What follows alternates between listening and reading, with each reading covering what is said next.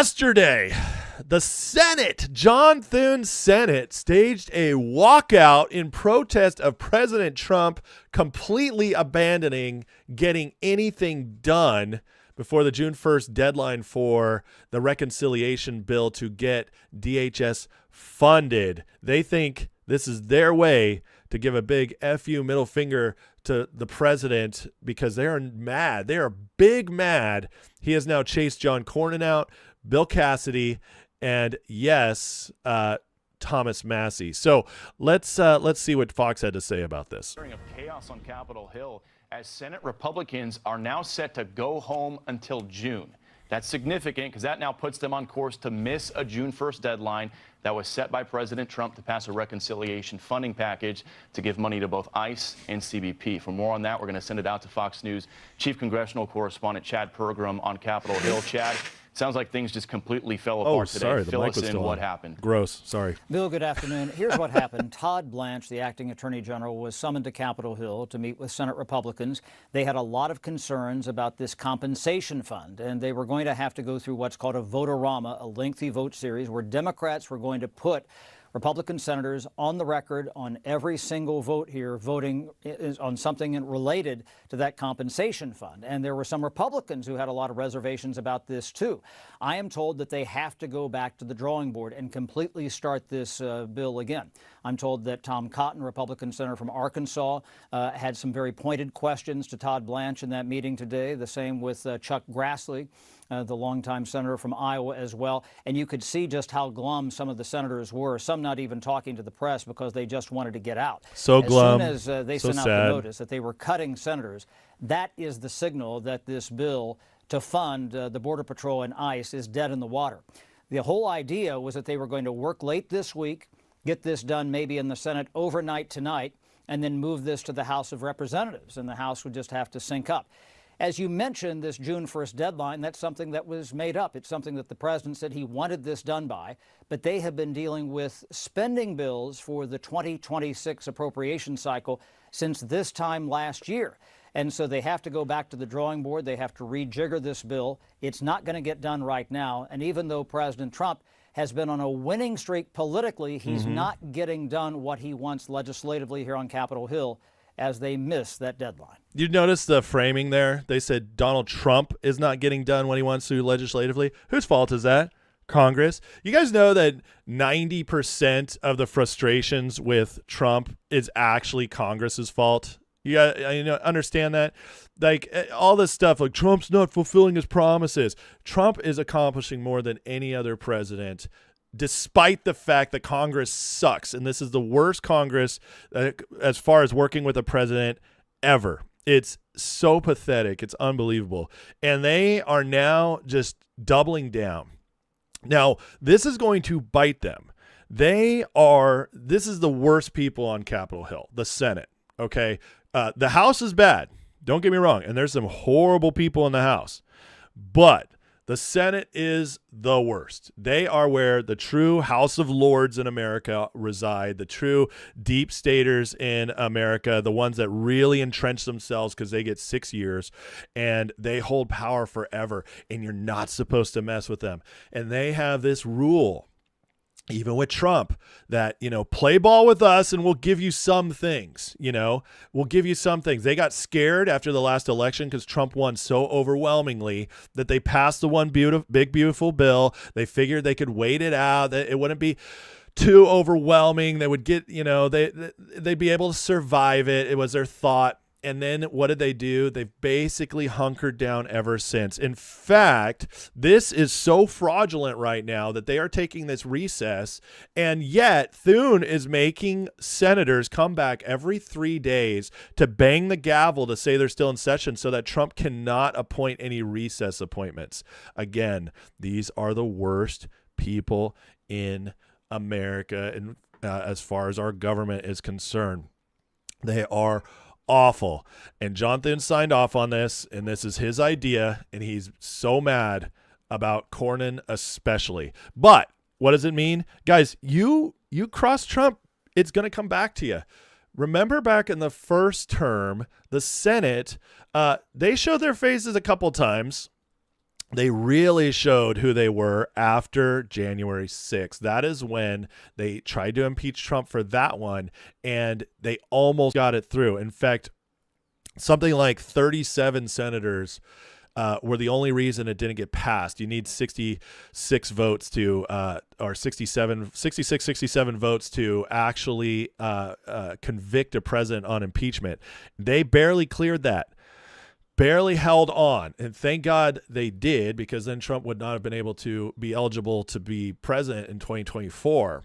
They almost did it. And what has happened since then? Trump weeded most of those out, and he's still been weeding them out. In fact, I believe there's only one or two left that voted against Trump in that impeachment. But that was the last time they truly showed their faces, because Trump has just been gaining in power since then, and he continues to show the hold he's got on the base is only growing. That's what we've just learned in the last couple of weeks with the Indiana midterms, primaries, and now with the ones that just happened this week, especially in Kentucky and Georgia and Louisiana for Cassidy. So Trump is showing he's the man, and they hate it. And so what they think they're going to pull off here, see, the story right now. In fact, this story is being perpetrated. Let me keep moving here. So this is Tom Tillis today, a GOP senator, came out and said, "Our majority is melting down before our eyes. Many R's believe Trump has brought this upon himself, creating more free agents out of a selfish desire to purge Republicans not seen as loyal enough." Now, it's greatly believed this is coming from Tom Tillis, who Trump has chased out. And Tillis, knowing he would get slammed in North Carolina's primary, just bowed out. And so now they've got Michael Whatley running in North Carolina in his place, but he didn't want to even put up the fight. He's just going bye-bye. But he's been one of those obstructing. Now, Seth Keshel mocks him and says, "We're really not going to pass the Save America Act now." And what's so funny about this, guys, is that we have a Congress already doing nothing, and their whole fight against Trump is like, well, now we're really not going to do nothing. Or do anything. And that's just hilarious. It's not like you guys were being effective in the first place. So, this really doesn't matter much to us. Now, we do have people like Tim Burchett who are out there saying the truth, because they're extremely frustrated by all this. And listen to this. This is great. Mr. Chairman, could I say something at this point, or do I need to wait? Yeah, you can go ahead. I'll yield to you.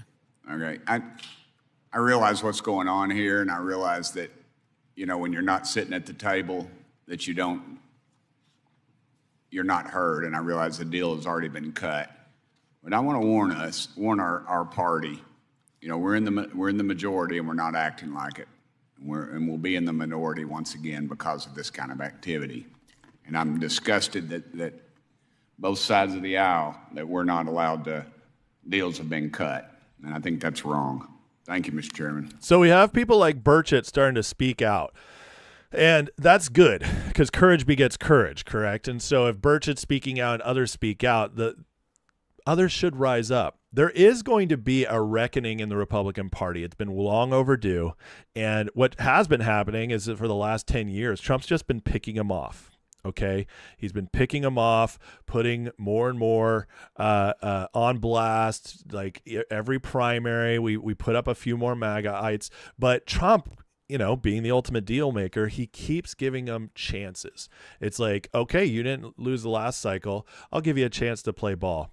But this time they wouldn't play ball, even with the Save America Act, even with the amazing deal him and Ken Paxton offered John Thune, that Paxton himself tweeted out, "I will drop out if you pass the Save America Act. I will drop out." And Trump was like, "I will endorse Cornyn if you pass the Save America Act." Trump was willing to cut the deal. They still dug their heels in, and this is what they get. Now, again, you cross Trump, you're going to be the ones who end up losing. And so they are freaking out about this, and this new narrative is starting to be pushed right here. And here's a perfect example of it. It says, one understated reality of what Trump's done, he basically just nuked his Senate majority for the next 6 months. You see the wording here? That he nuked it? No, he didn't. They're choosing this. See, this is the kind of victim mentality nonsense BS that is always a psyop, that is always used to just remove all responsibility and make it about Trump. People do this all the time in their personal lives, but in politics, they always make it about Trump. We're the victims. Trump doesn't know how to play ball. He didn't nuke anything. They weren't doing anything, and so he was like, I'll find people who will. So currently Republicans have 53-47. Till's retiring. Already acting like an independent. Cassidy has no reason to play ball. Murkowski and Collins have always broken with him. Cornyn will have to navigate runoff, but he's going to lose, and then he'll do whatever he wants. And now it says it's basically a 48-47 majority with 5 live swing votes. Yeah, it is. And I guarantee you they're not going to get a whole lot done in the next few months, which is basically means we're exactly where we already were. However, it also means you have candidates now who will fire up the base for the midterms, who have a much better chance of being elected. And then we'll have a better Senate afterwards. We'll have a more MAGA Senate run by the actual people who wanted these people and not the old clingers on from the old establishment wing. Murkowski is likely gone. Collins may lose in Maine, but to a Democrat, which we'd still rather have Collins than a Democrat. But hey, if she's purged, she's purged. And it's all because you're not playing ball. See, Trump always has the pulse on the people better than the Senate. So they're wanting to play this game, but it's going to backfire on them. But this is the new psyop or narrative being spun by the Republicans that Trump is destroying the party. Oh, boo-hoo. He's destroying the pathetic party that never got anything done. He's destroying the George Bush party that lost us trillions of dollars in foreign wars and never got anything accomplished, that crushed our economy. He's losing the weak, pathetic Republicans who could not stop much from Barack Obama. Boo-hoo. We're not going to miss you. And so them freaking out like this, though, tells you a few things. And Tom Luongo paints it perfectly right here. It says, you should ask yourself why that is. Here's a couple thoughts. These people were never MAGA. They were never going to be MAGA. And the big one, Trump doesn't care about the legislature at this point. Well, he's absolutely right. He doesn't care about whether or not they stay. And Trump also is saying, I'm willing to blow things up, even if it does cost me the midterms, even if it is a temporary hit. This also tells you that Trump understands he's playing the long game. See, we've been told that the midterms are the end-all, be-all of everything. We have been. And this is from people like Rich Barris and Robert Barnes and Steve Bannon, and they are just painting this narrative that if we lose the midterms, it's all over for Trump. But it's not. And I've told you guys this several times. It would suck. It would be a temporary setback. It'll slow him down a little bit. But here's the deal. If the House impeaches him, it'll never get convicted in the Senate. So it'll just be a waste of time. And yeah, it'll slow things down. They can't stop it. They can't stop the Justice Department. They can't stop his control over the military. The executive branch has extreme powers that will not be stopped. It won't be stopped by the Senate or the House, especially if the Supreme Court remains the same, and they will, because the Supreme Court has already granted the executive power much more power in the last couple of years, reaffirming what Trump does all the time. And this is why Trump always plays ball with the legal system, because then the Supreme Court backs it up. And once the Supreme Court backs you up, Congress can't do anything. Now, I would rather hold the midterms, and we all need to go vote. And I think actually at this point, we're going to win the midterms. In fact, I think we're going to win the House with some gains. And the Senate, I think, will win. We'll either get the 50 or 51 needed to keep control. I really do believe that at this point. But assuming we don't, it's not the end of the world. So go out, make sure you vote, make sure it happens. But again, Trump is telling us that the bigger picture is actually cleansing these people, because in 2028, see, he's still going to be the executive. He's still going to have oversight over the elections. He's still going to, like I said, controlling the Justice Department, military are a big deal, guys. He'll still have oversight over the 2028 elections. The states are getting redder all the time. They will continue to redistrict 2028, even if Democrats win the midterms, 2028 will be a landslide for Republicans. I'm telling you right now, just mark it down. I'm pretty much guaranteeing it. You can't guarantee these things because something could always happen we don't anticipate. That's nuclear bomb level in politics, but I'm not anticipating that, and so in the meantime. But meanwhile, things just keep getting worse for the Democrats, and this is why I'm just not scared. On top of the redistricting wins, on top of the Senate throwing a little baby tantrum, the Democrats, things just keep getting worse. And so this autopsy has now come out, and that it's a total joke. It's an absolute joke. And the Democrats are actually freaking out about this because this was supposed to give them guidance into what happens next. And they're very angry at the fact that the DNC wasted all this money on this report, and now they have nothing to offer as a result. In fact, this joke of a report said these are the reasons why Democrats lost in 2024. It says the Biden operation neglected Harris, which is simply not true. A failure to define Trump. You really think after 8-10 years of defining Trump, they failed that? Harris and her campaign took too much for granted. That's a nothing burger. Trump's transgender ad was very damaging. Well, that's true, but still doesn't give the Democrats anything to work with. Shift away from identity politics toward middle class appeal. Okay, but still very broad. Republicans are just better at politics. What a joke. And then Harris at least helped other Democrats more than Biden. So, okay, a little cope. And Democrats need to spend earlier. Well, that's kind of hard when the DNC is in more debt than cash that it has on hand, and is basically 10 times less money on hand than the RNC. The joke at hand, this report came out. There's spelling gaps in it. It was some people think it was just generated by AI. It was just a copy of another report. And so Democrats are scrambling because their approval right now is at all-time lows. 20% according to Quinnipiac, 16% among men.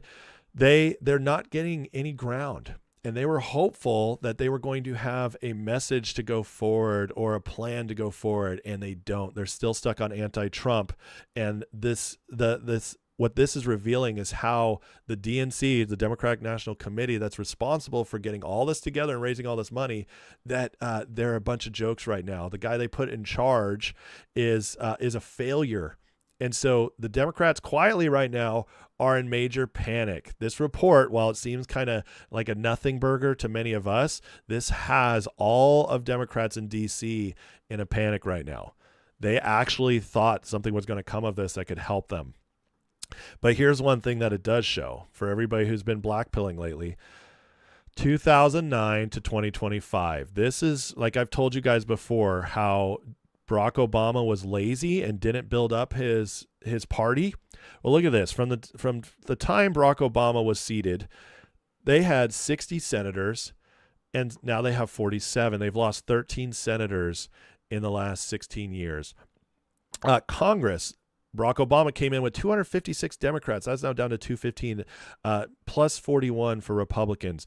Governors, they had the governors of states 28 to 22. It's now 23 to 27, plus 5 Republicans. State legislatures, here is the crazy part, because the state legislatures are where you build up your base. You start building up people who will eventually become senators and House members and governors and presidents. Well, the state legislatures, they've lost 832 seats to Republicans in the last 16 years. Almost 1,000.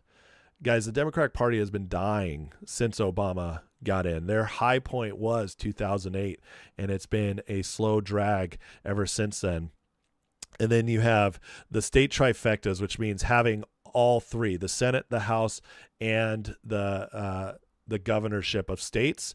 They had 17 full states controlled, and 23 were split. They still have 17 today, but the Republicans now have 22 with only 10 split up, 10 purple states. So guys, again, people blackpill at me all the time as if we're losing. Here's the deal. We were slowly winning. The change had already started before Trump. Trump has just lit the fire to it and gave us a vision of how to keep building it. And this is only going to get worse for them moving forward. As the primaries are showing you, as the state legislatures are showing you, that is always the canary in the coal mine for how things will go in up to the higher levels. We have the redistricting going to keep continuing for the next couple of years, thanks to the Voting Rights Act being shut down. We have the mail-in ballots about to be cleaned up by Supreme Court. And we also have the demographic shift that's going to occur because of the 2030 census. Once that happens, guys, these numbers are going to be much, much worse for Democrats. But here's the other thing.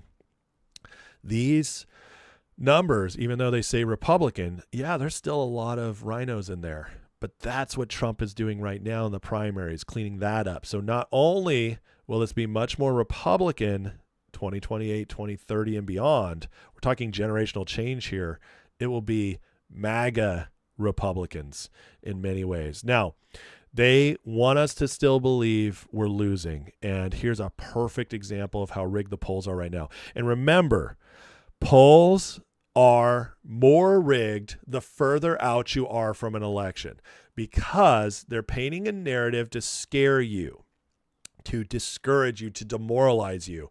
As an election gets closer, the polls get a little bit better because they have to save face. Remember, when the actual election occurs, the polls have to save face a little bit so that they retain at least a little bit of validity. So people actually still think maybe they were right. They were just barely off.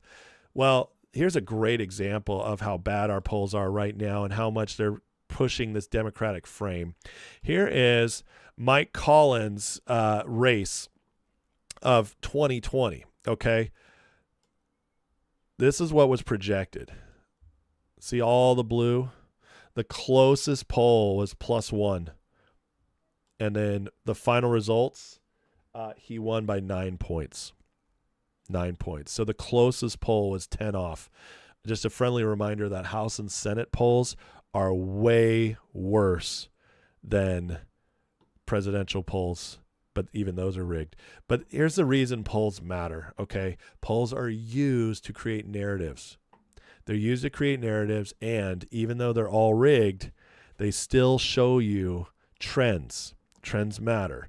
Here's Seth Keshel, the best election analyst out there, talking about this poll, this push they're making for Texas. It says this poll is so crooked, I can't even believe it was published. Abbott regular goes within a few points of Harris County, even won it once. He's a solid bet for 45+ Latino vote. But they're trying to convince you that Tallarico is somehow 32 points ahead of Paxton. That's just absolutely hilarious. Unseen here writes it really well. He says, I'm going to explain as simply as I can for those who still don't understand. You don't get the results you got in Indiana, Louisiana, Kentucky with a sitting president in the low 30s approval. Therefore, polls are fake.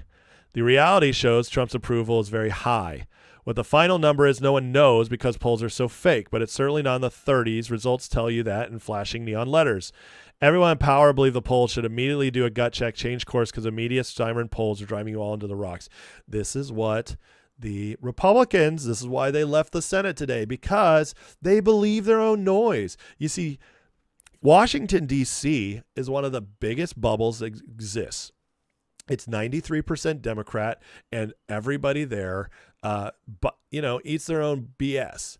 It's all Washington Post, Washington Times. I mean, it's all Beltway news. It's all like they all just talk to each other. It's very incestuous, and they actually believe polls and stuff. They do. It's really ridiculous. You would think they'd be smarter than that, but they just aren't.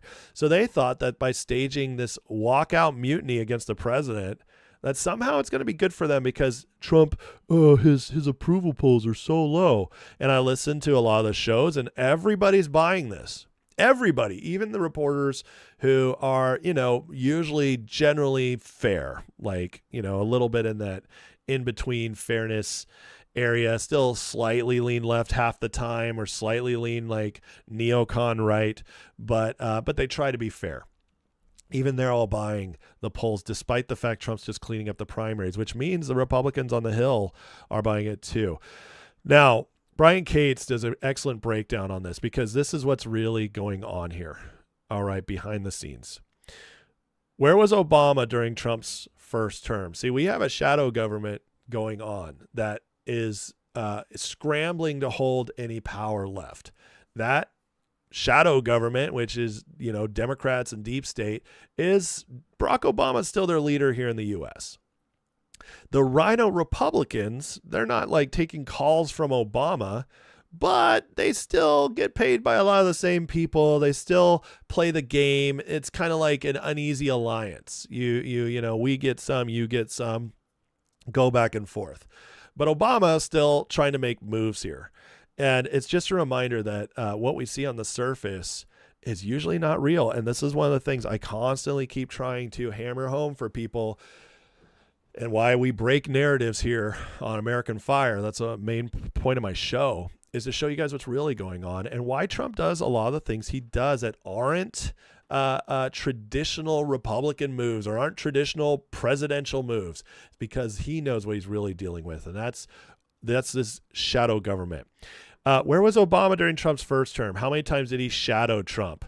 Trump was never really the president in the first term of the shadow government. Obama's still the real president. In other words, every time Trump did foreign trips in his first term, Obama was close behind. He would go and meet with these leaders as well. Just like now, he went last week to Mark Carney, talking to this, the deep state globalist cabal types, the City of London types. Carney's one of the biggest ones of them. He's still making these trips. However, the deals Trump's signing in the Middle East, the deals he's like visiting China, visiting with Putin, these are all signs that shadow governments coming out of the EU, coming out of the City of London, that they are much weaker now. And Trump is building new alliances as these countries become more sovereign, and it's breaking the narratives from the shadow government. So it has much less power now, and that's why we don't see Obama running around as much. He just doesn't have as many people to talk to. He doesn't have as much control in these. But this is still what's happening, and this is why they're panicking, folks. When the Republicans are coming out this strongly against Donald Trump, it's because it is full panic now. We are at full-on panic. That's where we're at, and they are running these primaries. They thought Trump was dead in the water. They thought MAGA, they successfully divided us by using the influencers, by pushing out all these narratives, especially after Iran. They thought, we got him. We can use this anti-war narrative to destroy MAGA. Didn't work. They thought we could use Epstein files to destroy MAGA. Didn't work. We could use Israel to destroy MAGA. Didn't work. All this stuff, and they're scrambling now because Trump just eradicated them in the primaries. 37-0 this last week. It's MAGA, MAGA, MAGA, completely new government that is happening on both sides, because the Democrats are getting weaker and weaker, and the RINO Republicans are getting replaced. This is the end of the deep state in America that Trump is doing, and the panic is here. It is overwhelming. It's more than it's ever been. And that's they tell us by their actions. It says Obama was still the real president as far as the organized crime front, cleverly disguised the executive branch agencies of the U.S. government was concerned. You think James Comey ever really considered Trump as president? That any of the shadow government organized crime front people embedded at the DOJ, FBI, CIA, DNI, DOE, State Department, HHS ever considered Trump their president? We all know this isn't true. Who are they following then? Who are they loyal to? Now Trump's back. It's all the strange places where this gay blah, blah. Turns out I can't say that on YouTube. He's doing it again. Why is he shadowing Trump and his team again? And that's what we're seeing with Obama going out to Canada. So Trump, after the Republicans stormed out today and Tillis gave those comments, he gave us a little glimpse of what he's doing. He says, people don't remember Tillis, weak and effective senator from great state of North Carolina, state I won, didn't have the courage to fight out in the Senate, remain in place, and run again for office, a thing he desperately wanted to do. I called him nitpicker, always fighting against the Republican Party and me, mostly on things that didn't matter. When I told him I would not under any circumstances endorse him, too much work and drama, he couldn't have won anyways, he immediately quit and publicly announced he was going to retire. I said, wow, great news, that was easy. Media said how brave he was to take me on. You notice how the media always does that with anybody who crosses Trump? Massey, Tillis, Cassidy. You fight Trump, you become glorified in the media, just like John McCain used to be glorified in the media as a Republican. That tells you kind of all you need to know, right? He was the opposite. He was a quitter. Now he can have all the fun he wants for a few months with some of his RINO friends, screwing the Republican Party. In the end, it will get bigger, better, and stronger than ever before. What did Trump just put out there? This isn't a message to Tom Tillis. This is a message to all the Republicans who just quit, went home. Says he can have all the fun he wants for a few months. In other words, you guys do whatever you want. I'm not worried about it. Go ham. Go crazy. See what you can do. This is a message. In the end, our party will get bigger, better, and stronger than ever before, which he's absolutely right. We see the trend heading in that direction. The replacement is coming is what he's saying. He's saying, do whatever you want. I will use it all against you. I will use it all against you, and I will remake this party in my image, and you guys are totally screwed. And by the way, you guys with this huge narrative right now that Trump's costing us the midterms, which is what they're pushing, Tom Tillis is pushing, they want Trump, they want the people to turn on Trump, believing that he's going to ruin this government for us that we voted for. Meanwhile, they're the ones in trouble, and they're the ones trying to lose the midterms. Now, this is important. Right now, the Republicans backing out right now, refusing to fund DHS, refusing to fund the Border Patrol. They're showing us that they are throwing the midterms. They're trying to. But good luck, because the midterms ultimately voted in the states, and the state legislatures are mostly on Trump's side, as this proves. The Republicans, the RINOs, are going to have a very hard time actually throwing the midterms. This is the forecast. We are now up to 215 safe seats. That means we only need to win. What is this? We only need to win 3 of 14 toss-ups to now hold the House. Do you know what the odds of holding 3 of 14 toss-ups are? Well over 90%. So you could put it in that we basically have a 90-95% chance now of winning the House. And that's right now where Iran's being drawn out, gas prices are high, and we haven't had any celebration yet of our 250th. We haven't seen the full effects of the One Big Beautiful Bill yet. Just wait, guys. This is going to turn fast. And Trump pulls off this miracle, holds the House and the Senate, they will have nothing left as a narrative for Trump being bad for the party.